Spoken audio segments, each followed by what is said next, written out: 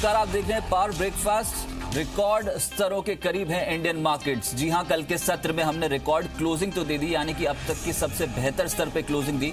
लेकिन आज हो सकता है कि अगर मार्केट्स पे थोड़ा सा मोमेंटम बन गया ना, तो इंडियन मार्केट्स निफ्टी और सेंसेक्स दोनों रिकॉर्ड स्तरों के ऊपर निकलने की कोशिश करेंगे। फिलहाल इंटरनेशनल क्यूज देखेंगे तो ज्यादा सपोर्टिव नहीं है। एसजेक्स निफ्टी 1/4% के आसपास की गिरावट शो कर रहा है। 23 पॉइंट्स की गिरावट, 10,446 का मौजूदा स्तर देखने को मिल रहा है। ऊपर से अगर रेस्ट ऑफ द मार्केट्स देखिए, निके फ्लैट, स्ट्रेट टाइम्स में हल्का दबाव और शंघाई कॉम्पोजिट की ओपनिंग भी नेगेटिव हुई है। स्ट्रेट टाइम सबसे ज्यादा टूटा, 1/4% के आसपास की गिरावट स्ट्रेट टाइम्स पे देखने को मिल रही है। तो कोई ऐसी पॉकेट नहीं है एशिया मार्केट में जहां पर हम कह सकें कि कन्विंसिंगली खरीदारी हो रही है।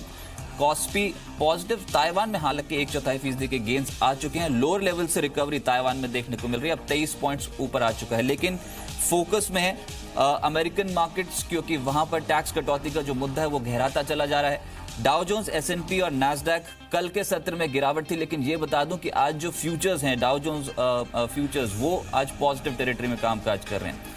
इससे मायने क्या निकलते हैं, क्या कुछ ट्रिगर्स इंपॉर्टेंट हैं इंटरनेशनल मार्केट्स के लिए जो घरेलू बाजार पे भी असर डालेंगे, वो बताने के लिए संदीप मेरे सहयोगी इसमें मेरे साथ मौजूद हैं। संदीप, बताएं इंटरनेशनली क्या कुछ इंपॉर्टेंट डेटा पॉइंट्स हैं जो आज क्लोजली ट्रैक हो रहे हैं। देखिए, यूएस में टैक्स रिफॉर्म बिल पर वोटिंग होनी थी सेनेट में, जो कि उनका अपर हाउस है। वो वोटिंग डिले हुई है, जिस वजह से आप देखिए यूएस के मार्केट्स में कल आधे % तक की जो गिरावट है वो गिरावट के साथ क्लोजिंग हुई, और इसका इंपैक्ट आप देखिए आज एशियन मार्केट्स में भी देखने को मिल रहा है। आपने जैसे कहा, आज एशियन मार्केट्स में ज़्यादातर मार्केट्स अगर आप देखें तो लाल निशान के साथ ही आपको कारोबार नजर आएगा। काफ़ी मिक्स्ड जो शुरुआत है वो आज एशियन मार्केट्स की देखने को मिली है। कल जैसे मैंने कहा, यूएस में जो टैक्स रिफॉर्म बिल है उसके ऊपर सेनेट ने वोट करना था, लेकिन कुछ प्रोसीजर इश्यूज हुए हैं। कुछ 3 ऐसे प्रोसीजर है जो कि फॉलो नहीं हुए हैं प्रोविजंस, जिस वजह से ये दोबारा जो हाउस ऑफ रिपब्लिकन्स हैं, जो लोअर हाउस है, उसके पास ये जो वोटिंग के लिए फिर से ये बिल गया है। तो थोड़ा सा डिले हुआ है, टला है, जिस वजह से आप देखिए कल यूएस के मार्केट्स में आधे % तक की जो गिरावट है वो देखने को मिली। पहले अब हाउस ऑफ रिपब्लिकन्स इसके ऊपर वोट करेंगे, जब वो पारित करेंगे उसके बाद दोबारा फिर से सेनेट, यानी कि जो ऊपर वाला हाउस है, अपर हाउस है, उसके पास ये जो वोटिंग के लिए जो बिल है वो जाता हुआ दिखेगा। तो कुल मिलाकर थोड़ा सा डिले हुआ है, उस वजह से कल यूएस के मार्केट्स में 2 दिन से लगातार तेजी बन रही थी वो थमती हुई दिखी। डॉलर इंडेक्स में गिरावट थी, 9350 के नीचे फिसला है, और उसी का इंपैक्ट हमने देखा कि कल यूएस मार्केट्स के साथ साथ आज एशियन मार्केट्स में भी देखने को मिला है। और कल जो यूरोपियन मार्केट्स की क्लोजिंग थी रजत, वो भी मिक्स बैग थी, लेकिन ऊपरी स्तरों से हल्के होकर यूरोपियन मार्केट्स बंद हुए। तो कुल मिलाकर देखा जाए, आज जो डेवलप मार्केट के संकेत हैं वो काफी सॉफ्ट नजर आ रहे हैं, और उसी का इंपैक्ट आप देखिए एशियन मार्केट्स में देखने को मिला है। कोई बहुत बड़ी गिरावट है, चिंता की बात नहीं है, लेकिन हाँ, थोड़े से सॉफ्ट संकेत है आज ग्लोबल मार्केट से। चलिए, तो थोड़े से सॉफ्ट संकेत हैं यहाँ पर ग्लोबल मार्केट से, जैसे कि संदीप बता रहे थे। एशिया मार्केट्स पे कोई बहुत बड़ी चाल तो आज बनी नहीं, लेकिन अलग अलग ब्रोकिंग हाउसेस से हमने कुछ डेटा इकट्ठा किए हैं और आपके लिए ये सामने रख देते हैं कि आज का व्यू क्या है जो जी बिजनेस कैरी करके चल रहा है। देखिए, शुरुआती दबाव के बाद नई ऊंचाई की तरफ बढ़ने की कोशिश तो एक बार जरूर करेगा बाजार। हो सकता है कि शुरुआती टिक्स में थोड़ी गिरावट आ जाए। एशियन क्यूज जिस तरीके से हैं उस हिसाब से आज मार्केट्स की कुछ उतनी पॉजिटिव ओपनिंग तो एक्सपेक्टेड नहीं है, लेकिन बाजार पे मोमेंटम है। ट्रेडर्स कोई भी डिप यूज कर रहे हैं खरीदारी करने के लिए, और जब से गुजरात और हिमाचल के नतीजे आए हैं तब से बाजार का सेंटिमेंट पॉजिटिव हो चला है। तो अगर आज एक डिप मिल जाती है ना, तो उसमें भी खरीदारी की ही कोशिश करेंगे ट्रेडर्स। ये भी कोशिश होगी कि एग्री और जो ग्रामीण इलाकों वाले जो शेयर्स हैं वहां पर बेट पॉजिटिव साइड पे लगे। जी हां, एग्री और ग्रामीण इकोनॉमी वाले शेयर्स में हो सकता है कि आज तेजी जारी रहे। निफ्टी पर 10,390 का स्तर अगर नहीं टूटा तो अगला लक्ष्य जो निफ्टी का होगा वो 10,490 होगा। उसके बाद 10,500 तक का अटेम्प्ट एक बार कर सकता है बाजार। यानी कि इसका मतलब यह है कि all time high levels Indian markets के छूने के चांसेस बहुत ज्यादा हैं। निफ्टी 10,390 के नीचे फिसला तो अगला सपोर्ट जोन है 10,350 और 10,330 पर बाजार की तेजी में शामिल हो और स्टॉप लॉस ऊपर बढ़ाते चलें। जैसे जैसे बाजार पे रिकवरी आए तो अपने स्टॉप लॉसेस को ट्रेल करते चलें हायर साइड पे। चलिए, लेकिन एफआईएस और डीआईएस का जो अंडरटोन है वो वही है। यहां पर एफआईएस की ओर से बिकवाली ही देखने को मिली है। पास्ट सेशन में भी अगर आप क्वांटम देखें तो लगभग 407 करोड़ के आसपास का है एफआईएस का, और डीआईएस का 357 करोड़ के आसपास की खरीदारी यहां पर डीआईएस करते हुए नजर आए। कुछ एब्जॉर्ब करने की कोशिश की है मार्केट्स में एफआईएस की बिकवाली को डीआईएस ने, लेकिन कोई इतने स्ट्रॉन्ग नंबर्स नहीं है। ये बाजार पे क्लोजली ट्रैक होंगे। घरेलू ट्रिगर्स आज मार्केट्स में बहुत मायने रखेंगे। मनीष मिश्रा जी मेरे साथ जुड़े हैं, एमडी एंड सीईओ प्रॉफिट यात्रा से। मनीष जी नमस्कार, बताइए ऑल टाइम हाई लेवल्स के ऊपर निकलने के चांसेस कितने हैं सर? आज मार्केट्स पे स्ट्रेंथ दिखेगी क्या? क्योंकि इंटरनेशनल क्यूज जो हम ट्रैक कर रहे हैं वहां से कुछ ज्यादा सपोर्ट तो नहीं नजर आ रहा है सर। हाँ, गुड मॉर्निंग रजत जी। निफ्टी देखिए जिस तरीके से पिछले 3-4 दिनों में एक तरफा तेजी दिखाई दी है, उसके बाद इन लेवल्स पे आके प्रॉफिट बुकिंग वैसे भी लाती है, तो हमें लगता है शायद आज वो प्रॉफिट बुकिंग का दिन होगा और निफ्टी हमें शायद यहाँ से कुछ नीचे देखने को मिलेगा। तो निफ्टी पे बेचने की सलाह होगी करंट लेवल्स के आसपास। बेचने की, ठीक है। 10,500 का स्टॉप लॉस लगा के निफ्टी को बेचें और 10,400 के टारगेट शायद हमें लगता है इंट्राडे में अच्छी होती दिखाई देगी। अच्छा, पर 10,000 अगर 500 तक पहुंच गए तो वही अपने आप में एक नया लेवल क्रिएट हो जाएगा सर मार्केट में। अच्छा, तो फिर ट्रेड स्टॉक स्पेसिफिक क्या करना चाहिए आप ये बताइए? कोई स्टॉक जहां पर तेजी बना सकते हैं या फिर स्टॉक स्पेसिफिक भी आज बिकवाली करने का मूड होगा सर? दो स्टॉक जो हमने ढूंढे वो दोनों स्टॉक सेल साइड पे ही है। अच्छा। पहला स्टॉक होगा नेटको फार्मा।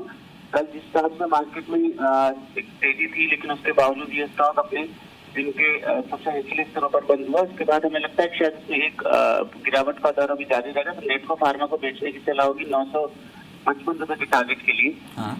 और दूसरा स्टॉक होगा HDI, जो पिछले इस पूरी तेजी को मिस करता आया। जब से आप देखें पिछले 4-5 दिनों से जो निफ्टी में तेजी दिखी देखिए, उसके बावजूद भी HDI में कोई तेजी उसके सामने दिखाई देती है।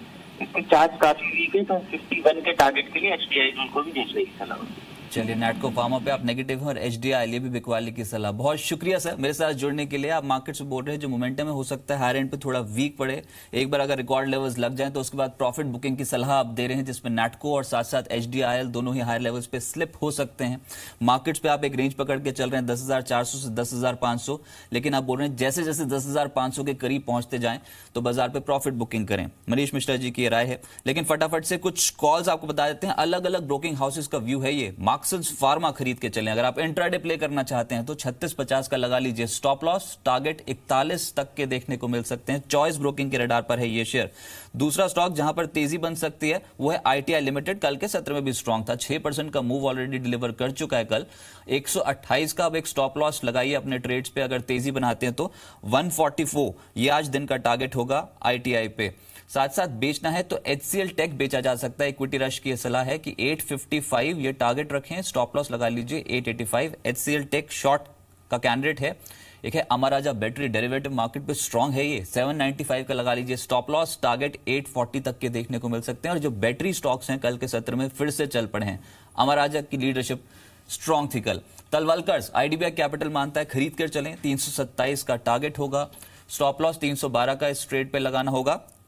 और साथ ही साथ परसिस्टेंट सिस्टम्स ये भी स्ट्रांग हो सकता है, 671 का लगा लीजिए टारगेट, 647 का एक स्टॉप लॉस फॉलो करें। तो ये सब तमाम इंट्राडे कॉल्स हैं, इन पे आप पोजीशंस बना सकते हैं। जैसे मैंने कहा बैटरी शेयर्स लाइमलाइट में आप एक्साइड पे बेट लगा सकते हैं, 221 का टारगेट रहेगा। स्टॉप लॉस 211 स्टॉक पे फॉलो करें। इन्वेस्टर पॉइंट मानता है कि खरीदारी की जा सकती है। और दूसरा है BEML जहां पर तेजी बनाई जा सकती है। तो ये तमाम स्ट्रक्चर्स तेजी के रिकमेंड किए गए हैं। एक HCL टेक बिकवाली की सलाह थी। लेकिन आज चीनी शेयर्स भी फोकस में होंगे, वो इसलिए क्योंकि सरकार ने चीनी पर स्टॉक लिमिट की सीमा तय समय से 12 दिन पहले ही खत्म कर दी है। सरकार ने आज नोटिफिकेशन जारी कर दिया है स्टॉक लिमिट खत्म होने की तारीख से। ये जो है इसकी समय सीमा को बढ़ा दिया है। पहले स्टॉक लिमिट की सीमा जो है वो 31 दिसंबर तक थी, यानी कल के बाद अब कारोबारियों के लिए चीनी रखने की अब कोई तय सीमा नहीं होगी। दरअसल उत्पादन बढ़ने से इंडस्ट्री लगातार स्टॉक लिमिट हटाने की मांग कर रही थी। ISMA के मुताबिक 15 दिसंबर तक चीनी का उत्पादन 30% बढ़ा है। इस दौरान 69,40,000 टन का उत्पादन हुआ है। सरकार को इस साल 2,49 लाख टन चीनी उत्पादन की उम्मीद है। लेकिन आज ये जो चीनी शेयर्स हैं फोकस में रहेंगे। आपको ध्यान होगा कल लेटर हाफ में एक बहुत स्मार्ट रिकवरी यहां पर इन स्टॉक्स पे देखने को मिली थी। लेकिन जो ये स्टॉक लिमिट की सीमा तय समय से 12 दिन पहले जो खत्म कर दी है सरकार ने, इसका इंपैक्ट हो सकता है कि आज पॉजिटिव देखने को मिले। तो तमाम चीनी स्टॉक्स जो हैं, बलरामपुर चीनी, बजाज हिंदुस्तान, धरानी शुगर, ये कुछ ऐसे स्टॉक्स होंगे जो शुरुआती टिक्स में ही हो सकता है पॉजिटिव हो। इन पे अप्रोच आप पॉजिटिव रखें। इसके अलावा खबरों में सुर्खियों में कौन से स्टॉक्स हैं वो भी देख लेते हैं स्टॉक्स इन न्यूज में।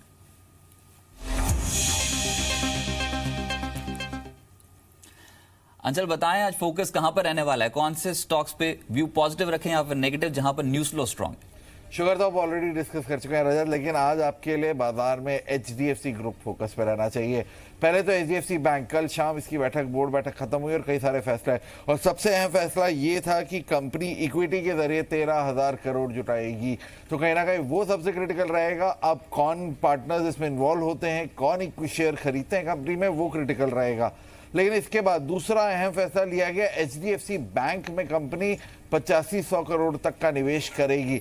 बेसिकली HDFC बैंक की आज बोर्ड बैठक है जिसमें QIP के जरिए रकम जुटाने पर फैसला लिया जाएगा और HDFC लिमिटेड चाहता है कि बैंक में अपनी हिस्सेदारी को कायम रखा जाए। करीब 25.7% की होल्डिंग है HDFC लिमिटेड की, उसको बरकरार रखने के लिए 8500 करोड़ तक का निवेश किया जाएगा HDFC बैंक में। साथ ही उन्होंने एक और चीज को फैसला दिया, वो ये लिया कि हेल्थ इंश्योरेंस कारोबार में अधिग्रहण कर सकती है और अलग से एक नई कंपनी क्रिएट की जा सकती है। और इसके अलावा जो प्रेशर में जो कर्ज वाले रियल एस्टेट एसेट्स हैं, जो प्रोजेक्ट्स हैं, वहां पे भी इन्वेस्टमेंट हो सकती है और ये इन्वेस्टमेंट FY19 की पहली छमाही तक होती हुई दिखेगी। तो कई सारे फैसले लिए, काफी अहम रहेगा कि आज HDFC लिमिटेड का मूव अगर पॉजिटिव रहता है तो उसमें इतनी क्षमता है कि पूरे बाजार का रुख जो है वो पॉजिटिव रह सकता है। HDFC बैंक पे भी फोकस रखिएगा। आज बोर्ड बैठक है, QIP के जरिए रकम जुटाने पर फैसला लिया जाएगा और कहीं ना कहीं जो HDFC लिमिटेड है वो इस QIP में पार्टिसिपेट करता हुआ दिखेगा। अगली खबर रहेगी टाटा स्टील की, जिस पे आपको फोकस रखना होगा। कंपनियां अपने कलीनगर प्लांट पे क्षमता विस्तार को मंजूरी दी है बोर्ड ने। कुल क्षमता विस्तार पे कंपनी करीब 23,500 करोड़ का खर्च करेगी।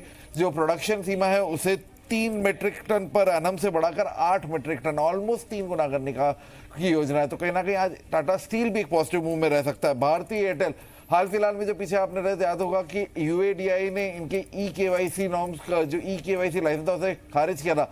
उसके बाद अब सूत्रों के हवाले से खबर आई है कि कहीं ना कहीं जो कंपनी ने जो 2.5 करोड़ का पेनल्टी थी उसका भुगतान किया है और ये जो नियमों का उल्लंघन था उसके चलते पेनल्टी लगाई गई थी, उसका पेमेंट कर दिया। तो कहीं ना कहीं आज भारतीय एयरटेल वापस से फोकस में रहेगा। प्रेशर रह सकता है शुरुआती ट्रेड में, जरूर ध्यान से ट्रेड करिएगा। रुचि सोया यहाँ पे आप क्रिटिकल रहेगा क्योंकि रुचि सोया की तरफ से बयान आया है कि कंपनी के खिलाफ जो इंसॉल्वेंसी रेजोल्यूशन प्रक्रिया है वो शुरू हो गई है। एक जो इंसॉल्वेंसी प्रोफेशनल है उसकी नियुक्ति कर दी गई है। बेसिकली स्टैंडर्ड चार्टर्ड और DBS बैंक की शिकायत पे इंसॉल्वेंसी शुरू की थी NCLT ने और अब जो नए शैलेंद्र अजमेरा, इनको EY के शैलेंद्र अजमेरा को रेजोल्यूशन प्रोफेशनल के तौर पे नियुक्त किया गया है। और लास्टली IPO मार्केट बजिंग है। आस्टिन पेपर का IPO का आज आखिरी दिन है। अब तक जो ये IPO है ये करीब 12.5 गुना तक सब्सक्राइब होता हुआ दिखा। आज आखिरी दिन है IPO का, जो प्राइस बैंड है 45 to 50 के बीच में है। तो कहीं ना कहीं IPO मार्केट में आज भी काफी तेजी रहेगी। और इनफैक्ट इसमें आप एक स्टॉक और जोड़ लीजिए, वो है सोमानी सिरामिक्स का, क्योंकि जो थ्रेशोल्ड लिमिट थी FIs की वो अब अपने लिमिट से कम हुई है।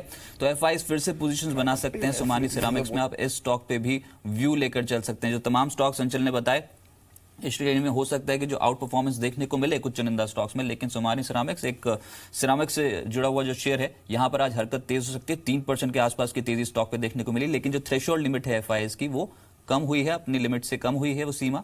तो हो सकता है आज फिर से पोजीशंस बनती हुई नजर आए। लेकिन अलग अलग ब्रोकिंग हाउसेस का व्यू भी आपको बता दें। कोटक की मारुति सुजुकी पे रिपोर्ट आई है। देखिए कल निफ्टी का सबसे ज्यादा बढ़ने वाला स्टॉक था ये। एड रेटिंग उन्होंने रखी है मारुति सुजुकी पे। लक्ष्य जो है वो 9,300 से बढ़ाकर 10,300 कर दिया। 10,300 तक जाने की उम्मीद है मारुति सुजुकी को। इसको अपने रडार पर रखें। वैसे भी ऑटो पैक को इस समय लीड कर रहा है। ऑटो शेयर्स में खरीदारी है। ऑटो इंडेक्स खुद रिकॉर्ड स्तरों पर कामकाज कर रहा है। हो सकता है मारुति सुजुकी अब यहां से मोमेंटम लीड करे। अगर मार्केट पे कोई भी चाल बनती है तो मारुति सुजुकी पे पॉजिटिव रुख रखेंगे ट्रेडर्स। मैक्वारी की रिपोर्ट आई है ONGC पे। ये बहुत इंटरेस्टिंग है क्योंकि उन्होंने आउट परफॉर्म रेटिंग के साथ कवरेज शुरू की है। जब भी किसी स्टॉक पे कवरेज शुरू होती है तो वहां से काफी स्ट्रॉन्ग अपसाइड पोटेंशियल देखने को मिलता है। लेकिन आप फेयर वैल्यू देखिए, मैक्वारी क्या समझ रहा है ONGC की। वो समझ रहे हैं कि 290 रुपए प्रति शेयर ONGC की फेयर वैल्यू है, क्योंकि क्रूड जिस तरीके से चला है और $65 पे पहुंच गया है, मार्केट्स उसको अब फैक्टर इन करने की कोशिश करेगी। तो ONGC एज अ पोजिशनल बेट काफी अट्रैक्टिव हो सकता है मौजूदा स्तरों से। डॉच बैंक की रिपोर्ट आई है जुबिलेंट फूड वर्क्स पर। उनका मानना है कि निवेश किया जा सकता है। निवेश की सलाह है। लक्ष्य जो वो दे रहे हैं वो है 2,000, मौजूदा स्तरों से ऊपर है। स्टॉक पे व्यू पॉजिटिव है। साथ ही साथ IDFC सिक्योरिटीज की टाटा स्टील पे रिपोर्ट आई है।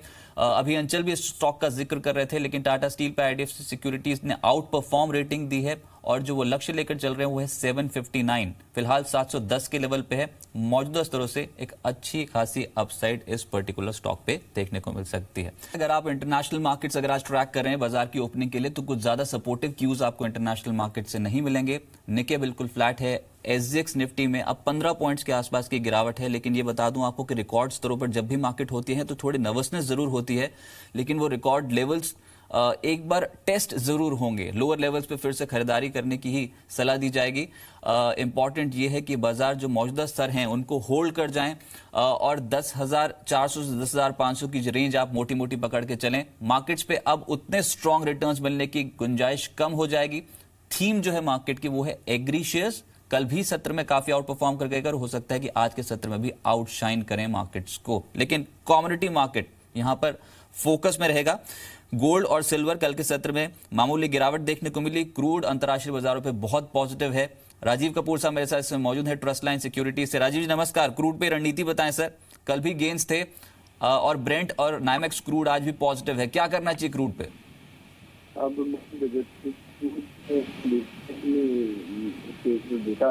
राजीव जी आपकी आवाज हम क्लियरली नहीं सुन पा रहे हैं, आपको हमारी आवाज आ रही है सर? हाँ जी अब आ रही है आपकी आवाज। हाँ बताइए जी। देखिए कल क्रूड में एपीआई के जो आंकड़े आए थे उसमें काफी शार्प ड्रॉप देखने को मिला है, जिसके रहते हुए क्रूड को एक स्ट्रेंथ मिली।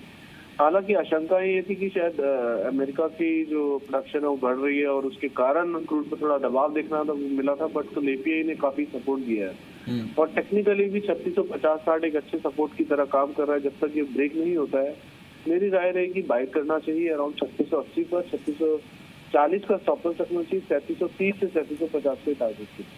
अच्छा राइट, तो तेजी का ही सेटअप है, कोई भी डिप आ गई तो तेजी बनाने की सलाह रहेगी। 3730 नेक्स्ट पॉसिबल टारगेट, 3680 के आसपास पोजीशन बनाए और 3640 का लगा लीजिए स्टॉप लॉस। सोना और चांदी यहाँ पर ट्रेड कैसे करना चाहिए सर?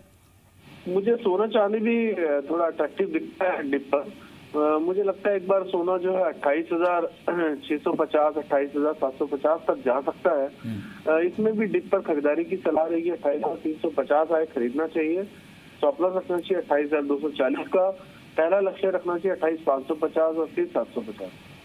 चलिए बहुत शुक्रिया सर आपका मेरे साथ जुड़ने के लिए। आप सोने पे भी मानते हैं खरीदारी बढ़ सकती है, क्रूड तो वैसे ही आउट परफॉर्म कर रहा है मार्केट्स को, कोई भी डिप आ रही है तो उसमें ट्रेडर्स पोजीशंस तेजी की बना रहे हैं।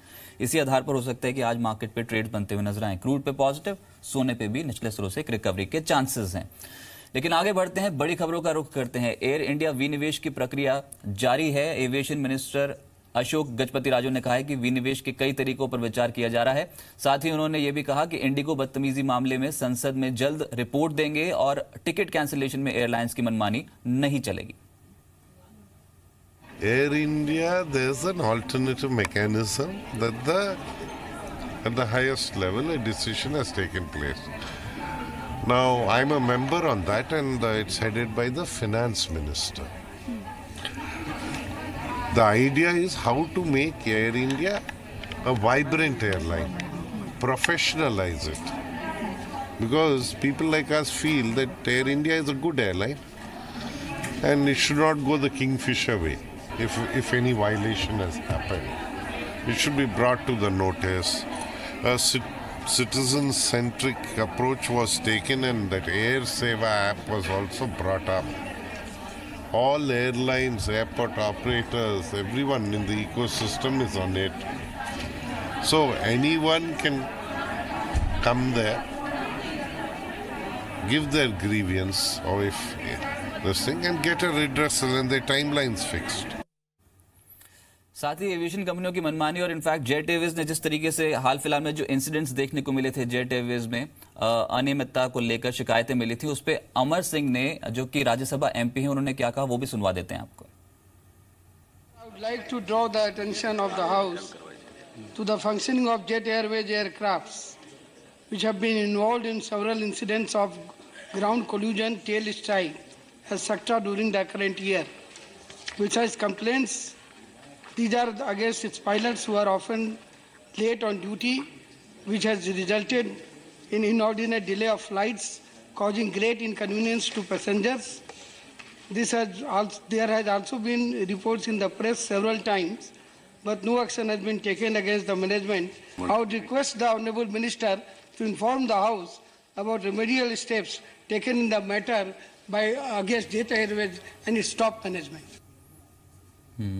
और साथ ही साथ अस्पतालों की लूट के खिलाफ जी बिजनेस की मुहिम का बड़ा असर हुआ है। सूत्रों के मुताबिक सिरिंज की बेलगाम कीमतों पर निर्माताओं को चेतावनी दी गई है। नेशनल फार्मास्यूटिकल प्राइसिंग अथॉरिटी ने साफ कहा है कि अगर कीमतें वाजिब नहीं रखी गई तो उनकी कैपिंग की जा सकती है। कल एनपीपीए ने सिरिंज मैन्युफैक्चरर्स के साथ एक बैठक की थी। एनपीपीए ने विदेशी और घरेलू सिरिंज कंपनियों से सारा ब्यौरा भी मांगा। मैन्युफैक्चरर्स से सभी तरह के सिरिंजेस की कैटेगरी और कीमत भी पूछी गई है। इस बैठक में घरेलू कंपनियों ने 75% मार्जिन को कैप रखने का प्रस्ताव दिया है, लेकिन विदेशी कंपनियां किसी भी तरीके कैपिंग के खिलाफ हैं।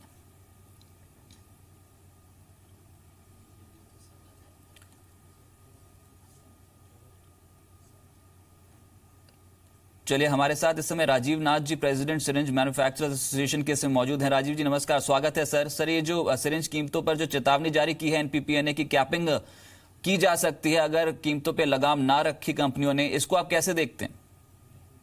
सब लोग मैन्युफैक्चरर चाहते हैं कि आपस में मिलकर कॉन्सेंसस से हम जो दाम है we can bring it down, कम से कम आधे तो हो सकते हैं, शायद 1/3 भी हो सकते हैं।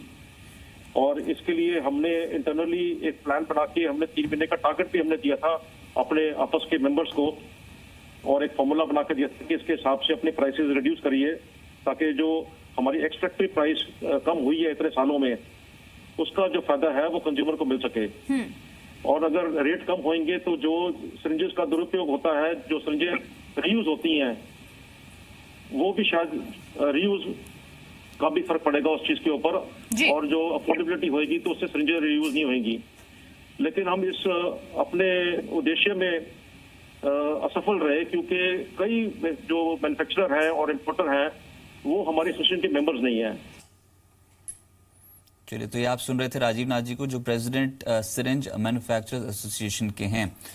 एक और बड़ी खबर यह है कि आधार पर UIDAI ने बड़ा फैसला लिया है। अब नए बैंक खातों में ट्रांसफर जो सब्सिडी है उसका ट्रांसफर नहीं होगा। नए खातों में ट्रांसफर के लिए ग्राहक को अनुमति जरूरी होगी। इसके लिए UIDAI ने नोटिफिकेशन जारी किया है। बैंक को अपने हर ग्राहकों को SMS और ईमेल के जरिए 24 घंटे में सूचना जारी करनी होगी।